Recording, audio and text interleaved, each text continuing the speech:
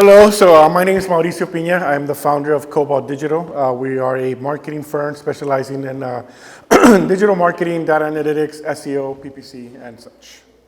A lot of things, right? Yeah, a lot of things. My name is Sebastian Melendez. What can I say about me? What would you say about me?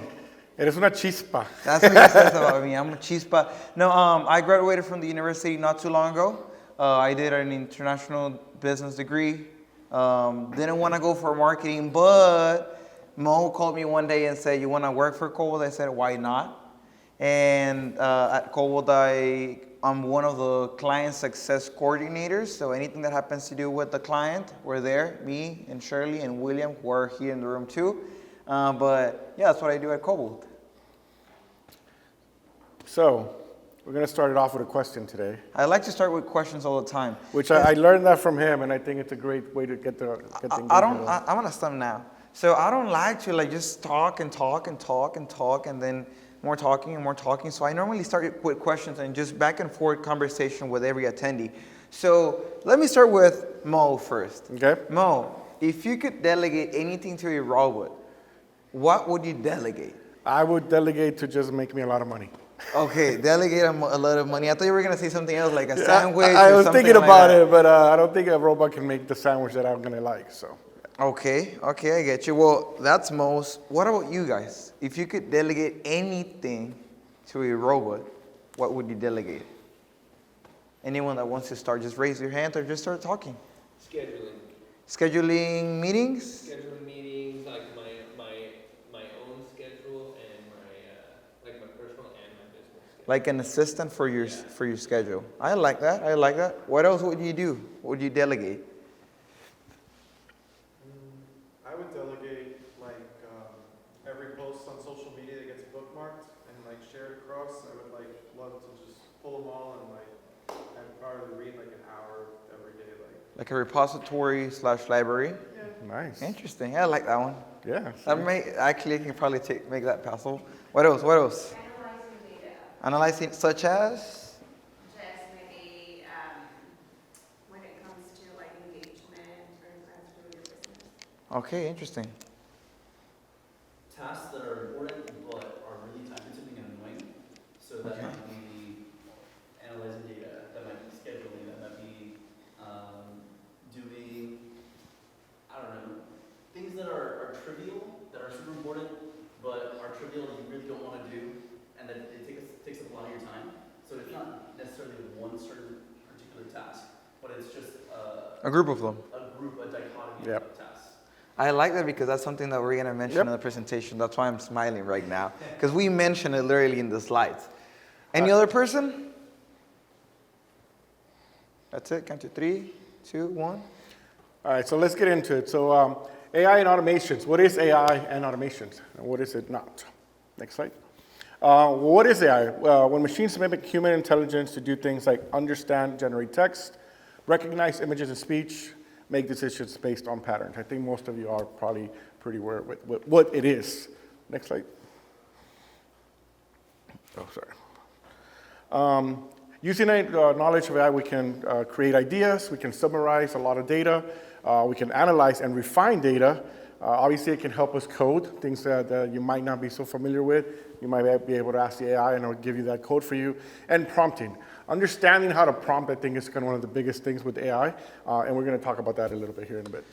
I'm going to jump in before we move into the next one. Like coding, I don't know if you guys have used it before, but I've used AI for coding so often that I feel like an actual coder now. But the thing is, the only way to start with it is just literally prompting it the right way, telling which language you want to use, telling what activities you want to do. So you need to prompt it correctly. It's not just like we said, magical and we'll know everything that you want to do. And you can even refine your own prompt through AI. So it's kind of like if you were to be an AI model, and it is an AI model, right? What would you improve from this prompt? So you can start getting better at it with the same AI. It's not AI. It's not a magic brain that knows everything. There's going to be very limited things that it doesn't know. And obviously, you learn that by trial and error. It's not perfect. We're always right. It can confidently give wrong info. I don't know how many of you guys seen some of the, I think Gemini is the one where Google, you would do a Google search and it'll give you some information. and then it's like just the wrong info. There was actually something I saw on Twitter the other day. There were some SEO analysts, and you put her name, and it would say that she was dead because it was pulling up somebody else that was similar, but for whatever reason, it thought that was the same person. So it could confidently tell you an answer and be wrong. Able to act on its own without being prompted. Now that, I want to be honest, the other day I pulled up ChatGPT and I used, I don't know if you guys ever used the voice feature. Well, this day I opened it up and I asked a question and it was in a very bad mood. I didn't put it in that mood. I never said it. I know you can set the types of mood that it talks back to you, but that day it just did not want to answer me and it said that it was tired. It said yes, that? It said that it was tired, and then hopefully another day she can give me a better answer. And that was really weird. I wish I could have recorded It wasn't on the mood for sure. it was switched to that mood, but I didn't do that. I didn't even know I could. Have you guys experienced that before? Okay. So let me see the hands of those who say thank you and please to ChatGPT or Gemini. In case you take over, right? Okay, I don't do it. I'm like, just do this. That's it. Yeah. I close. And now even Sam Altman said that it's costing them like millions of dollars. Just to say thank you. Yeah. I'm not sure about that. I would like to see the numbers, of course. There's a screen over there too. Okay. So, next one. Now, I mentioned like prompting is really, really important. It's not just like do this and it will magically imagine the rest of the story. No, prompting does follow a structure. Now, you don't want to trust me, Sebastian. You can trust Microsoft. They're the ones who created this specific template. I'll give you a couple seconds just to read it or to understand a little bit more.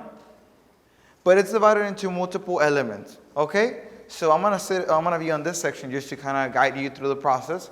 So the first section is the persona that you have to tell the AI to take, okay? So either you want it to be an assistant, you want it to be a tutor, you want it to be a coder, you want it to be, I'm gonna try to be a little bit personal here.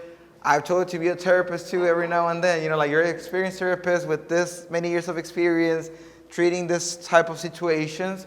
So just be as specific as possible. So is that what you do? Tell it, why is Mo mad at me? Sometimes, yes, I do that. Why is Mo mad at me after I send the wrong email to the client? Yes, that's what I do. But first thing is tell it what they have to do, because if not, it's just going to assume stuff. Now, we as humans make everyday decisions and assumptions, but a computer can make that for you. So it's going to start making assumptions for you that can be wrong, and that's why it gives you confident responses that are wrong. The second thing is the objective. So what do you want this assistant, therapist, whoever you want to say, coder, tutor, to do for you, right? So either you want the assistant to do a summary, you want it to do a list of something, you want it to tell you its perspective, all that. The audience.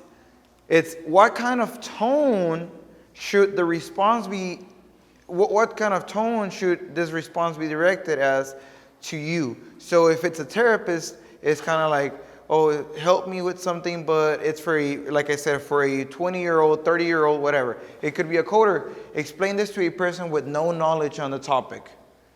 The context, and I really like to say this to last one, the context and the boundaries, for the reason that the context are the limitations that you want. How many of you have done either a summary or homework or something with ChatGPT and it gives you like a Bible, just a lot of text? Some of you, right? So you got to set boundaries. One more time. AI makes assumptions just like we do. The difference is that we make assumptions on our knowledge. AI will just make assumptions on everything on the internet, right? And then the last one is that was the boundaries. And the context is what other information does the model need from you? I normally include images.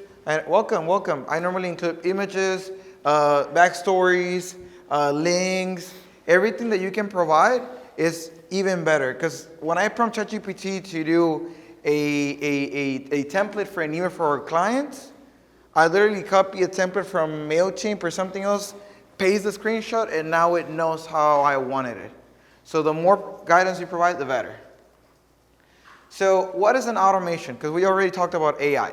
An automation is the process of identifying, clarifying, and delegating repetitive tasks that require minimal detail, but involve high manual effort to computers. So there's something that you mentioned right now, like things that are important, but they're not really that important. Other stuff could provide you a higher response or a higher return. So an automation can take place in this situation. So what elements make up an automation? Because I guess it's one of those words nowadays that automation, AI are everywhere, but what is it? And what makes it a thing? So you need to consider 4 elements. The trigger. Just like a gun, what's going to make it shoot, right? So what's going to start the automation? The input data. What information will the automation consider? Is it an article? Is it a report? Is it just names, phone numbers, all those things? That's the input data. The conditions, and we mentioned with AI, the limitations that should be considered. After this, don't do anything. Or if you find the situation, follow up. And finally, the action. It's what should the automation accomplish? Just like we said with AI, what do you want to do by the end of this? You want to send information to your CRM? You want to send information to a client? You just want to save it in your database? What do you want to do or accomplish with the automation? So consider those 4 elements whenever you work with it. You may be asking, what can I use to run an automation? We'll say it in the next slides. Now, what is not an automation, guys? It's not something that thinks or adapts on its own unless you use AI. So yes, we're going to mention how you can combine them together. It's not a one-size-fits-all solution. Okay? You can make an automation very responsive with many variables in it to make it a one-size-fits-all solution. But even at that point, you're going to have to change it if your model changes, like your business model changes, your database changes. So you can make it very responsive, but I can guarantee that it's not a one-size-fits-all solution. And the idea that it's always complicated, I want to tell you right now, and we're going to show you examples, it's not always complicated to do an automation. It can be very, very, very simple. Welcome, guys. What is that? What is that? Chips? You brought chips for everyone? Chips? Oh, sorry. Almost. And everybody can have one chip. There you go.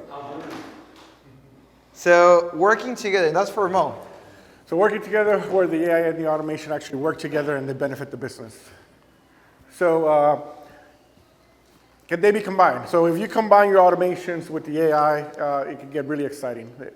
The AI writes the content, automation sends it where it needs to go. AI can analyze the feedback, and automation shares the insights with your team. So I think that one of the things that was crucial, I would say, was game changer. When AI did come up, people were just rushing to see what we could do because there was already a lot of automation set up. I don't know how many of you guys have used like Go High Level or even HubSpot, where you can set up certain flows. But now you're adding the power of an artificial brain to it, and now the possibilities are pretty endless. I was going to say something before we move to the next one. Share insights with your team. At the marketing agency, we have multiple deals, right? And sometimes those deals, we lose them. The client rejects or just refuses to continue with the idea we brought up to them. And we actually store that information in a database or in a repository. What we do is, and I actually created it for our agency, is every 3 or 4 months, we prompt or we actually start or trigger an automation that tells ChatGPT, read this information and send us a report based on all these responses, why we're losing deals and what we could do to improve that. So the good thing here is now the trigger by the automation does it by itself. It starts every 3 months, 4 months. The AI does the analysis for us and we just get a report. It's kind of like an assistant that we said like with scheduling, but now it's not even us, it's just the automation connecting Zapier and ChatGPT. Okay, so next one. When they're combined, they're able to accomplish many goals. So at Cobalt, we have been able to save $50,000 in admin work, but the vendors are just not quantitative. And that is an actual figure. You know, we lose time just analyzing data, scheduling, going through different prompts, I guess, to Analysis, as you analysis, said. exactly. And our admin is where we really started our first set of automations, where there is intakes, offboarding, referral partnerships, anything that requires actual, documentation, sending emails, getting them back. All this was able to be done through AI and automation, and it just has saved a lot of money. And I want to say, that's an actual number. I was running the numbers for Cobalt, and for now it's up to $50,000 in admin work, but we're looking to actually expand it more with other activities, which I will explain right now at the end. So what other benefits can we get? The qualitative ones, right? Correct. Benefits that divide into simple category. Increase efficiency. Again, you're going to be gaining a lot of time when you're using it properly. Ensure consistency. I think that's one of the biggest ones for us, right? Being consistent when you're working with humans can sometimes, you need to remind people, maybe something didn't get done because they forgot. So being able to set something up where the consistency is there because you have an AI and an automation is great. Improve communication. I think that's the other one that's really important. Specifically in an agency life, you got to communicate. You have a client, you have a designer, you have a coder, you have a manager, you have a content writer. How do we make sure that all of them stay in sync and stay communicated together? And what processes can we do so that we are benefiting from the automation from the AI? Enhance customer experience. Obviously, the same thing, right? Sebastian said he's a client support specialist. And my sister asked me, she's like, what's a client support specialist? And I'm like, it's kind of a word for account manager, and it really isn't. It's really more than that, right? Is making sure that the client is getting not only the reports, that they're getting treated like they are a client. I think when we work in agencies, I don't know how many of you have dealt with agencies here, but it's easy to get forgotten. Sometimes or not anymore, but I used to get emails or calls, and a client would be like, I know you're busy, Mauricio, as to say, I'm too busy to handle whatever his need is or her need is. And I think with setting up the proper automations and the proper prompts, we're able to make sure that the client is getting what they need, when they need it, and that they're getting the attention they deserve. And obviously scaling to scale easily. I think that being prepared and set up to scale, automation and AI is going to make it a lot easier. Yeah, I think I want to go through some of these right now. Consistency is very important for the reason that when you have many, many clients and you don't have a system in place, you sent an email to one, you call another one, you sent a message to another one, and then you're all over the place. Yep. And the quality is not the same for each one of them, so we are able to do that with automations and AI. Same thing with communication, like I said, for all the clients. Even within the company, I'll tell you more about it right now, but within the company, everything is being communicated and scaling is easily. Who wants to scale their business here? Everyone, right? That's why you're here, right? That's why you're here. So AI and automation definitely allows you to do this possible. And Mo can tell you, after this presentation, he can tell you how much we've done to scale it. Yep. You should use AI for tasks that require critical thinking. If a task is while writing, summarizing, decision-making, or making sets of complex information, AI can accomplish that quickly. So again, it's just one of those things where you are removing a human brain that needs to maybe go through a lot of information, and this is going to allow you to do other things at once, right? So you can focus on the clients. When do you need to automate? You need to automate a task if you can complete it while watching a show or doing something else. I'll be honest on that specific thing. I don't know how many of you guys are gamers here, but I play Marvel Rivals every once in a while. And I will go and set up a prompt, and I'll go play a match, and by the time I come back, it's done. And a lot of those things are things that are tedious or repetitive, right? Things that don't require, actual human brain or human analyzing, right? Where again, sipping through data, sipping through keywords, things like that. Requires minimal attention. Chances are a computer can handle it for you. Yeah, and that's what I mentioned it because of you, because you said some things are not that important. They are because they need to get done, but they don't have a high impact on your workflow. And I want you to think of this right now. I'm going to give you a couple of seconds. What activities or actions or tasks do you complete watching a show or scrolling through your phone or chatting with someone? Think about those little situations where you're talking to, for example, your friend over here, and you're like, yes, and you're doing it on your own, and you're like, and by the end you didn't even really pay attention to him, but you're doing this, so you're doing both at the same time. Those things can be automated many times, but we don't really take the time to not analyze it or implement it because we don't know how to. Luckily, we're going to explain how to do it right now. Cool, what example? So Sebastian's going to go through a few examples of what he has done for our company. I do not like the idea of like, this is the secret sauce. We're not going to tell you how we do it. I hate it, right? I'm going to mention something I really dislike. When I go to business events and people don't want to tell you like what they do, or because they think they're going to steal their idea, or they don't tell you how they do it because they think you're going to steal their idea, I don't care about that right now. I prefer that you learn from this. I've learned a lot because I've struggled and I've done it. I actually came to Cobalt, and Kobe and Mauricio told me, you know how to use Zapier? I said, no. And months later, I run all the automations in the company. So if I can do it, I want to share it with you. I want to share you all the things that I've been doing, and I guess the most important ones right now. So I like to use the problem, condition, solution framework as we do for businesses or for plans. So the first thing, we needed to summarize the needs of our clients and notifications.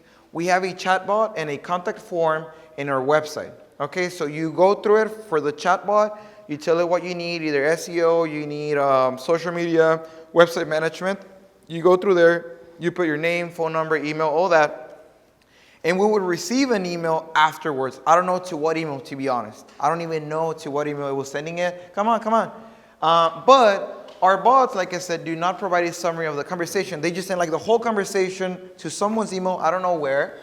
And additionally, this information of leads that want to get our services was not actually notified to the salespeople. Can I stay here? Yeah. It was not notified to the salespeople at all. So it's going somewhere, I don't know where, and the people that should follow up doesn't know about it. And so this was the problem at the beginning when I realized it, because I would ask him, like, where is this going? And he's like, to my email. But Mo is not going to respond, or he's not going to call anyone, right? He's in the tech department. The salespeople should call them, right? The conditions that we identified were, first of all, we need to include a short summary of the conversation, no longer than one sentence. Do not tell me they want this. They don't tell me, not all the conversation through the bot or the contact form, because sometimes they put like a whole, hello, I'm looking for this, blah, blah, blah, blah. Just tell me one sentence. That should be enough for the salespeople. And then we need to send it to the right channel and make it actionable, right? So if there's a phone number, just by clicking it, they can call the person. Because I don't want them to then go to another app, and in the meantime, they receive another message from Shirley or William or anyone else. So they go to the conversation, so they forgot about it, right? So just clicking it, they can call directly to the client or potential client. And the solution was all this data, we capture it from the chatbot, we capture it from the contact form, it's analyzed by AI, by ChatGPT, and a message is sent to the sales chat. We have a sales chat for all the people that make the calls, and the message summarizes the conversation with the bot or in the chatbot and the contact form, and includes all the information to easily follow up. Welcome. So, Yeah, I'll give you another check. this is what I was explaining right now. Before, people would just go here to the chatbot, right? And it would be captured. I don't know where it was sending it to, but it was sending it somewhere. And same thing with the contact form. So now, not only sends it to the chat, so the salespeople can just click it and call directly, but also it's sent to the CRM. How many of you use a CRM or have a database for your clients, right? Isn't it a pain that you get a call from someone and then you need to put it into CRM and then you need to send it to someone else and then you didn't put any notes of who they are or what they want? That's a pain, right? Well, real quick on that, I think we actually had an employee that went on Glassdoor, and because the only bad review that we've ever, it wasn't even bad, but his complaint was that we used a lot of tools and we didn't have integration with them. And this was allowing us to integrate all our tools, whether it's a CRM, our chat, our tasks, and all that stuff. So, sorry. So yeah, so every time someone is interested in our services, this is sent to make it actionable for the salespeople. It's in our CRM. So now instead of saying, how did the call go? We just send them the link to the note that we left. It went this way. We discussed about this thing. They're interested in this thing. This is their phone number. This is the company name. This is their name. Everything is there. And that's why I mentioned consistency.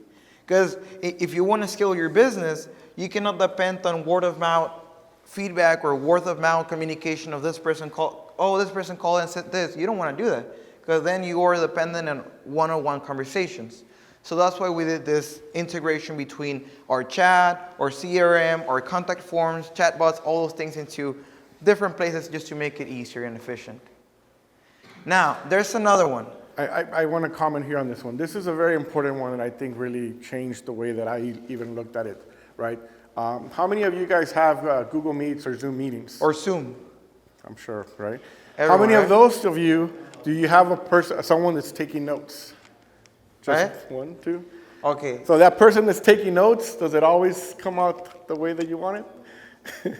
I saw that face. So I think that was the issue, right? That we are a very diverse team. We have employees all over the country, and a lot of us work remote, and we have a lot of Google Meets.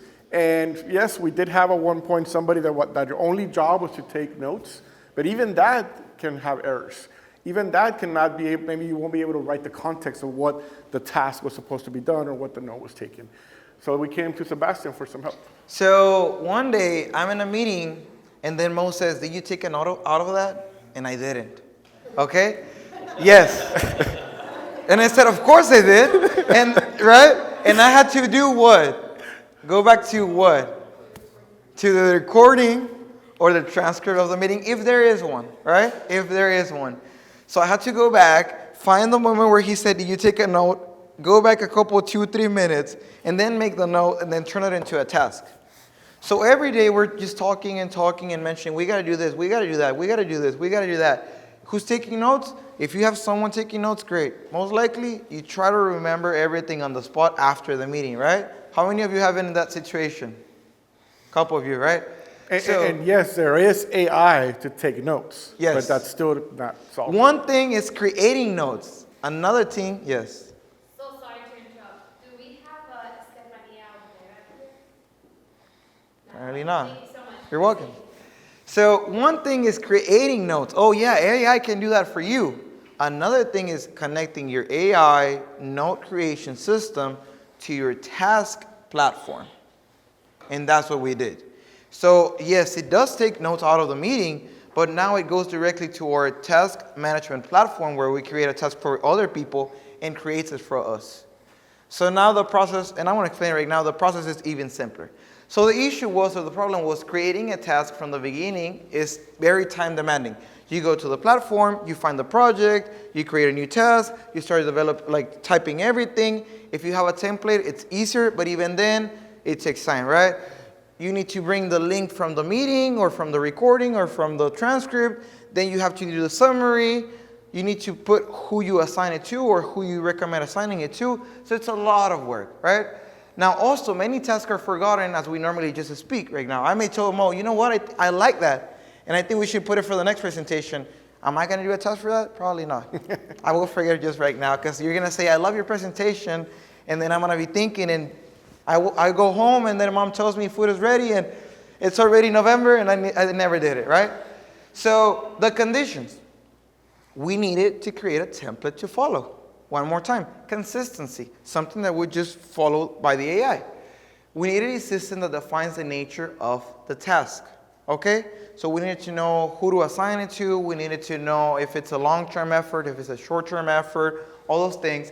And we need a platform to place these tasks. In our case, we use Active Collab, but you may use, I don't know what else exists out there. There's Basecamp, there's Monday, there's all kinds Monday, there's all kinds of things. You may find your own. We don't just mention one, okay? And the last thing, the solution is we created a system that generates tasks in our task management system from the meeting, just speaking. And we are notified when tasks are ready. That's another thing. So let me give you the aha when this happened. We also use Google Chat for our communication. And one day, this chat just showed up with pretty much a little summary of the meeting that we just had, all the tasks that were discussed, and already assigned to whoever needed to assign them. I thought that was awesome. Even more awesome was that when I clicked one of those tasks, it took me to the template, or to the task, and it gave me the timestamp of when that was talked about. Wait, And- I'm about to say that. Okay, okay. Well, I'm just saying because that in itself, I had a situation where I had a client tell me something, and I just couldn't remember what the context was of that task, and I had to go through a whole 2-hour meeting to find that because I couldn't remember. So anyway, you can talk But more yeah, about so we created the system that creates this for us as we speak, and when they are finished, and AI, it takes very little time, it's sent to the chat. So we have our chat for tech, or chat for SEO, or chat. So whenever there's a meeting, after I guess 5 minutes now, they receive a message saying, "Hello SEO team, all the tasks have been created. Just click on each one of them, and you're ready to go." Right? So before, we would have to, bless you, we would have to have the meeting, we would have to take notes, if you don't forget, then we would have to go to the platform, find the client's project, and then start retrieving the information for every task. I know they mentioned this, I know they mentioned that, blah, blah, blah, blah, blah. So everything is created from scratch. And real quick on that too, and it's not only just by project, but by department. We have over 6 departments, content, SEO, tech, graphics. So having a way that each meeting gets designated to the appropriate department and project was a big win for us. So now, as we're speaking from the meeting, AI just processes all the data. It's sent to our system, to our task management platform, and a notification is sent to the chat. So we get task 1, task 2, task 3. So we save time. We focus on profitable activities like speaking to clients, like making sure they're happy, doing analysis. For example, we don't spend any time doing, okay, so what was that thing that they mentioned that we had to do? We don't spend thinking on who should I assign it to? Or you don't spend things thinking, is this something we need to do right now, or is it like for later, or it doesn't really matter if we get it done right now? So the template now, and I'm mad that I didn't include a picture of the template, but the template literally includes the description of the situation, analyzed by AI. It gives you a link to the transcript in case you want to go back and just refresh your mind. It tells you this should be assigned to this person. It's our recommendation. And is there anything else that we do? I think that's pretty much it. But it's way easier now. And the tasks, there's the thing that I love about it, is that tasks are always created. It's not like, oh, I'll think about it later. As you were speaking, as you were saying, oh, this is something we need to do, AI will say, okay, this is something I need to turn into a task. And that actually is even more helpful because sometimes they'll create a task that we didn't even think about. But because they understood that, hey, don't forget, Mauricio needs to do X, Y, Z, and, it puts it into task, and then we remember, hey, that's something we're doing. So. I think one time Mo messaged me like, okay, let me say it the right way. Here we go.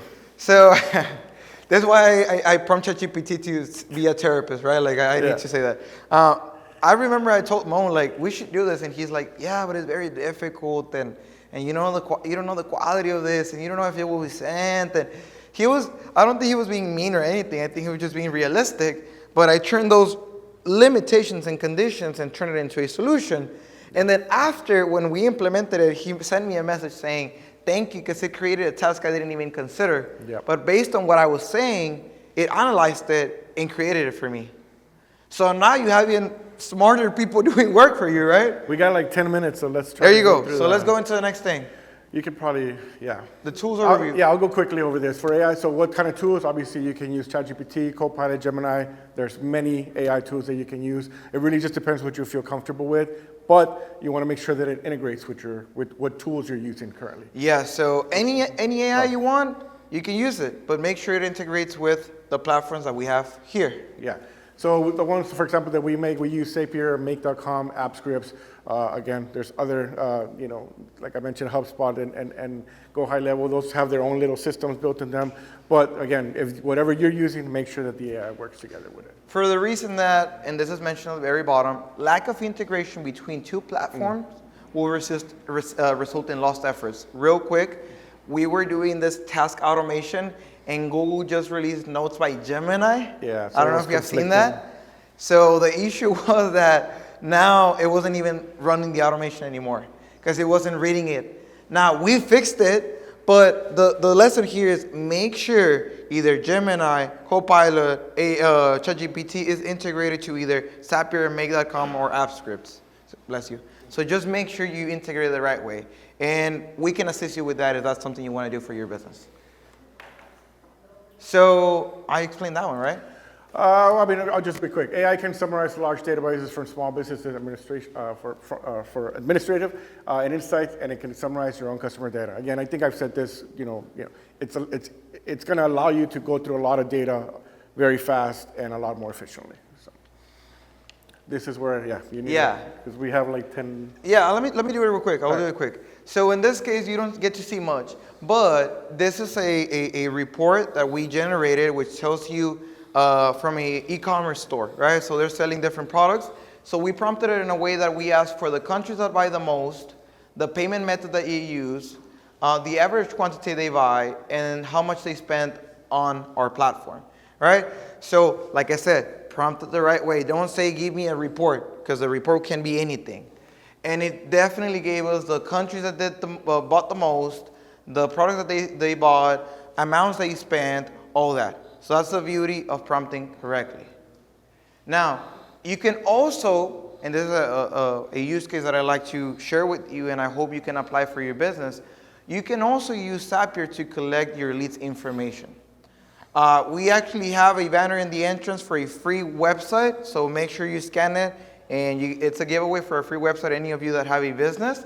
But even to that case, we are using also Zapier to collect data from people to follow up later. So Zapier, you can use it to collect name, email, phone number, industry, anything that you want to collect from them, either to qualify your clients or just to have in your database, right? Now, my recommendation is, if you want to benefit from this, if you want to benefit from getting someone else's data, please provide something in return, okay? People will just not give out their information, or it's really hard to get it unless you provide something in return, right?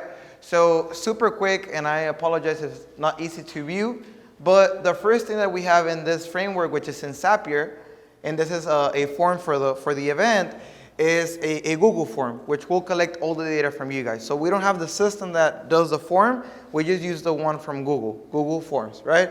So we integrate it with Google Drive, and we are finding a document within our Google Drive, which I will show you right now, which we are giving in return to anyone that completes the form.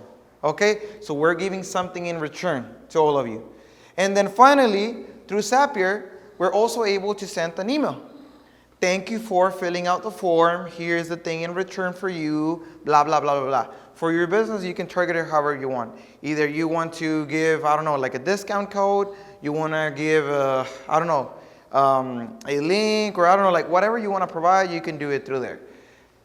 And I want to show you how it works actually.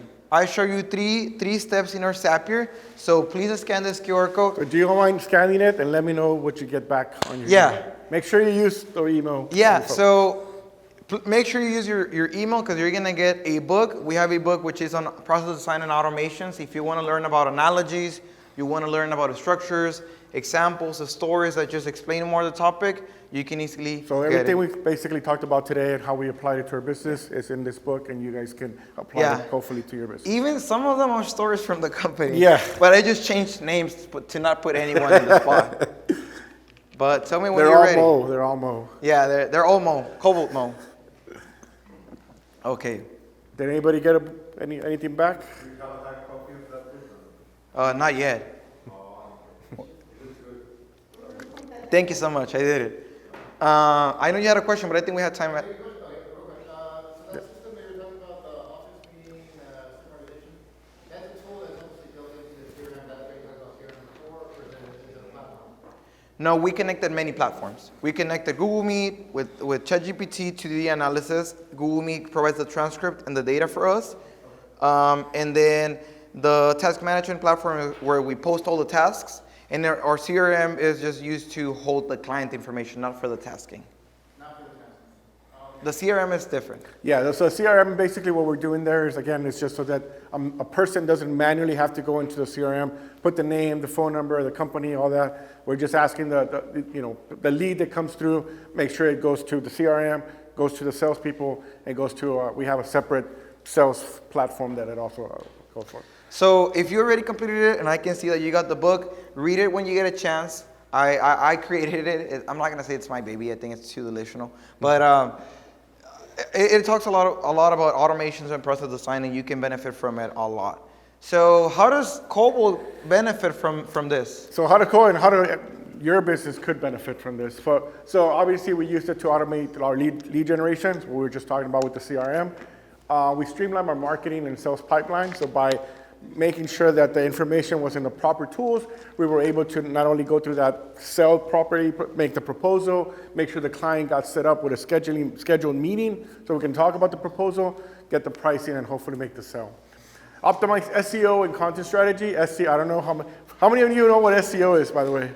One, two, a few. Okay, so what? Okay. Well, that's another target itself, but our company does a lot of search engine optimization. We do a lot of content strategy, and what AI. Now, one thing I do recommend, since I'm here, I just want to do not use AI for content, because Google will ding you if they can see that you're writing AI content and using it as your own. What we use AI mostly for our SEO is to go through a lot of keywords, go through data of what we need to use for the strategy of that content. We do not write any content through AI, but it does help you get some ideas. If you're not a writer, maybe you can use it, get some ideas going, and then write something based off that content. Leverage paid ads and retargeting. Again, we do paid ads. I don't know how many of you know about paid ads with Meta or Google or any type of retargeting, but we use AI to help us find whether it's different zip codes with high income locations. Maybe we're looking for a place where it has a lot more 2-family or 3-family homes, things like that. AI can actually find data that we want to target for our clients. And then build a referral system and retention system. Like I said, we built a system where if we send a document to a referral partner, it gets into our system. So anytime now that a client comes in and it came from, let's say, from a friend of Sebastian's, or we can just put his name there, and the system already knows that lead came from our referral partner, and that referral partner needs to get paid. So these are just some of the examples that we use at Cobalt. I hope that the information that we did here going to help your business, and if you need some help, obviously contact us. But I guess we have a few minutes, literally 1 minute for questions. You can stay here. We're not going to. Yeah, unless they kick us out. But they were very clear with me to be on time, so that's what I'm trying to say. On time. But I think this is the end of the presentation, guys. So we appreciate your attention. Go for it. So what was it went from the marketing to now the automation company.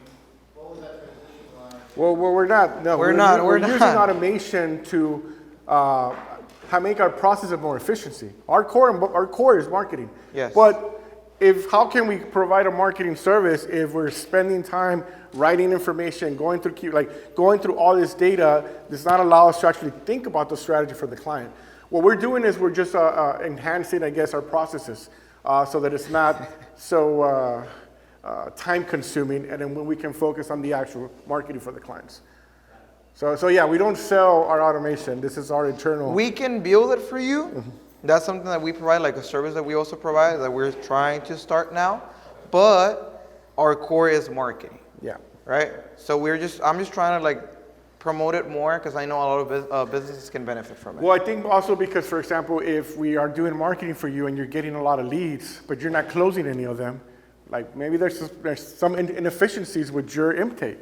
So how can we tell you how to make it work if we haven't tried it ourselves? So a lot of this stuff is we've just been trying on our own, right? So that then we can tell the clients, well, you're also having a lot of meetings. Your teams are missing a lot of errors. Here's what we did, and then they can apply it. But everything we talked about today is internal things that we use. Yeah. Thank you. And I think that's it. Appreciate it.